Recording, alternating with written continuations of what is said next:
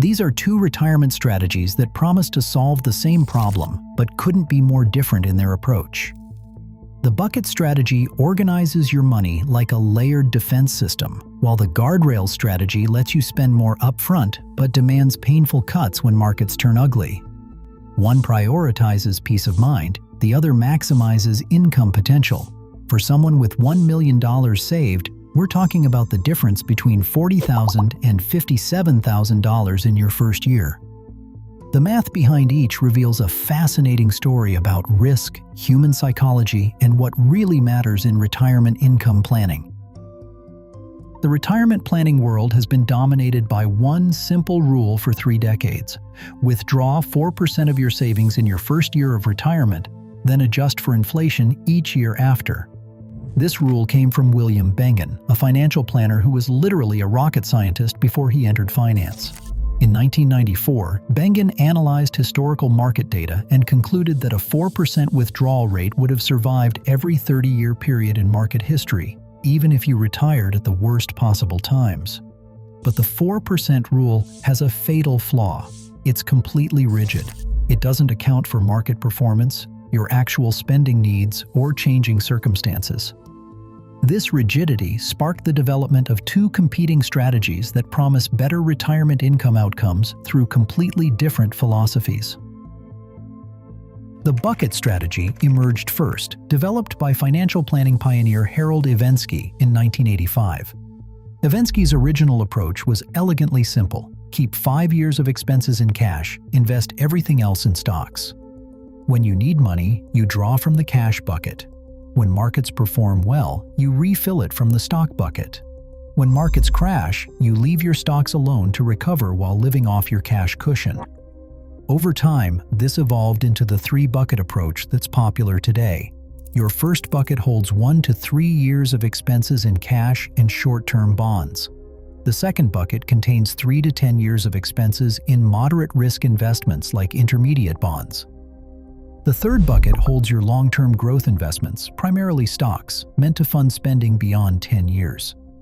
These strategies apply whether you're drawing from a traditional IRA, 401k, or Roth accounts. The logic seems bulletproof.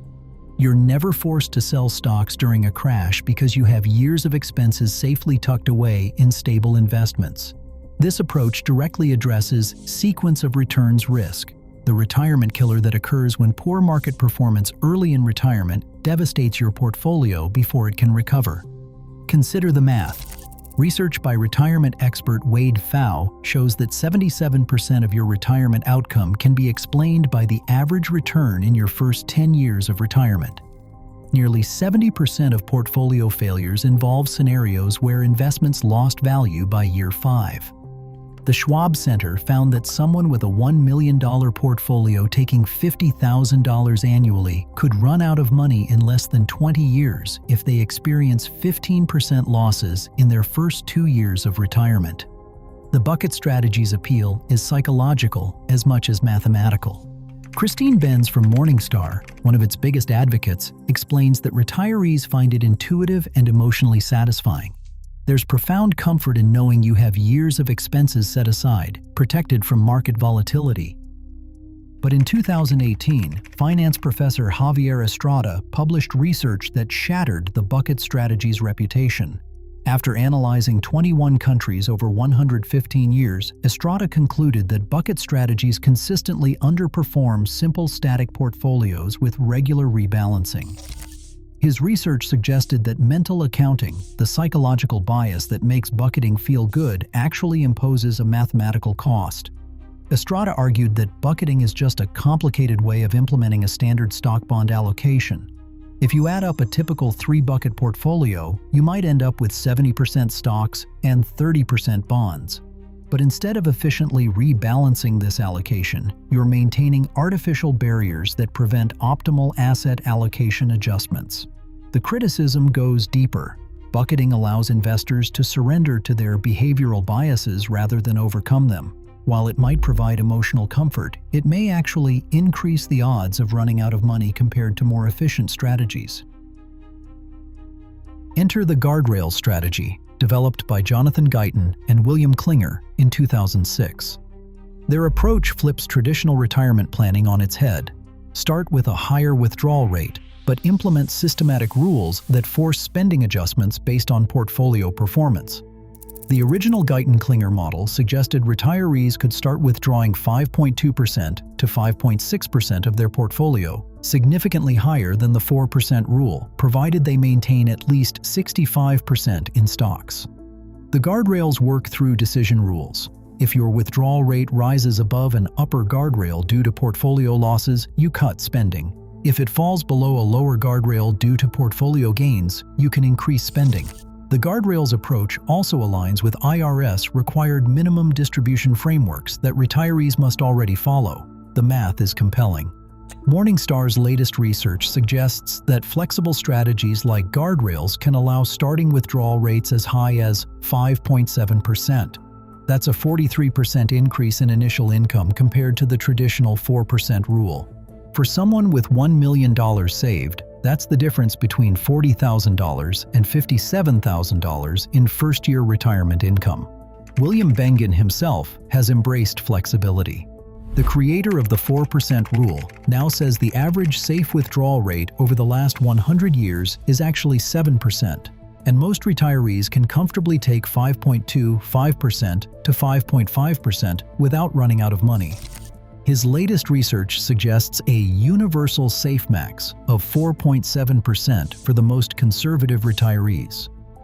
But guardrails come with a terrifying downside: the potential for massive spending cuts. Critics point to historical simulations showing devastating reductions. A 1966 retiree using Guyton-Klinger guardrails would have seen their spending cut from $40,000 to just $16,400 by the worst point, a 59% reduction. That's not belt tightening, that's lifestyle destruction. Karsten Jeske, founder of the Early Retirement Now blog, analyzed various guardrails scenarios and found that a 5.3% initial withdrawal had a 10% chance of an 84% spending cut within 30 years. His verdict? You replace the small risk of running out of money with the 4% rule with a moderate risk of large spending cuts throughout many years of your retirement. The guardrail strategy assumes retirees have significant discretionary spending they can eliminate during market downturns. But many retirees live on relatively fixed expenses: housing, healthcare, food, utilities. The flexibility to cut 50% of spending simply doesn't exist for most people. Recent research has led to more sophisticated approaches.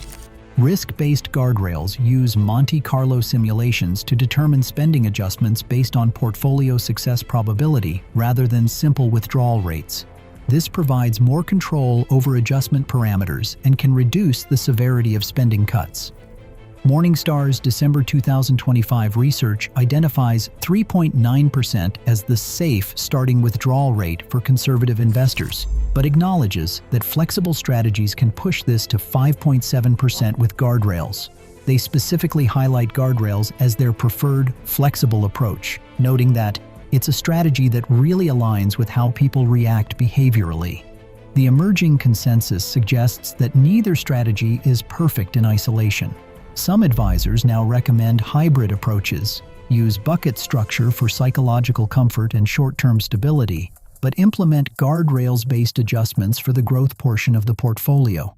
Importantly, guardrail strategies work best when paired with stable retirement income sources like Social Security, which Morningstar's research shows provides valuable buffering during spending adjustments. This combination makes intuitive sense. Maintain 1 to 2 years of expenses in cash for peace of mind and sequence risk protection, but treat the remainder of your portfolio as a single allocation that can be adjusted based on performance guardrails. You get the emotional benefits of bucketing with the mathematical efficiency of flexible withdrawals. The bucket versus guardrails debate ultimately reflects a fundamental tension in retirement planning: safety versus opportunity, simplicity versus optimization, emotional comfort versus mathematical efficiency. Buckets prioritize stability and peace of mind, but may sacrifice returns. Guardrails maximize retirement income potential, but demand flexibility that many retirees cannot accommodate. Your choice depends on your personal circumstances, risk tolerance, and spending flexibility. If you need predictable income and have limited discretionary expenses, buckets might provide necessary stability despite their mathematical limitations. If you have flexible spending and can handle the stress of potential cuts, guardrails might unlock significantly higher retirement income. The math wars continue, but that is missing the point. The best retirement strategy is not the one with the highest theoretical return or the lowest failure rate. It is the one you can stick with through decades of market volatility, life changes, and evolving needs. Whether that is the psychological comfort of buckets or the income potential of guardrails, the strategy that keeps you sleeping well at night might be the real winner.